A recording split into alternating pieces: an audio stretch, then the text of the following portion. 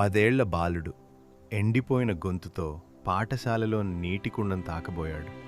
కానీ అక్కడే ఉన్న ఒక వ్యక్తి, "నువ్వు తాకితే ఈ నీరు మైలపడుతుంది" అని అతన్ని గట్టిగా తోసేశాడు. ఆ చిన్నారి కళ్ళలో నీళ్లు తిరిగాయి. కానీ అదే క్షణం తన మనసులో ఒక బలమైన ప్రశ్న పుట్టింది.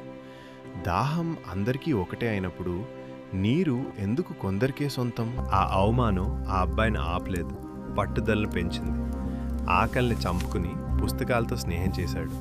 కొలంబియా నుండి లండన్ వరకు ప్రపంచ మేధావులే ఆశ్చర్యపోయేలా అత్యున్నత డిగ్రీలు సాధించాడు.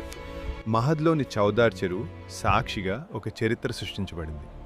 వేలాది మంది జనసందోహం మధ్య అంబేద్కర్ గంభీరంగా శతాబ్దాల వివక్షని ఎదిరిస్తూ తన దోసిలితో ఆ చెరువు నీటిని తాగారు.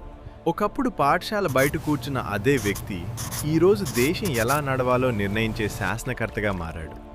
ఒక చుక్క నీటి కోసం నిరాకరించబడిన చేతులు ఈరోజు కోట్లాది మంది భారతీయుల తలరాతను మార్చాయి. ఆయనే డాక్టర్ బిఆర్ అంబేద్కర్.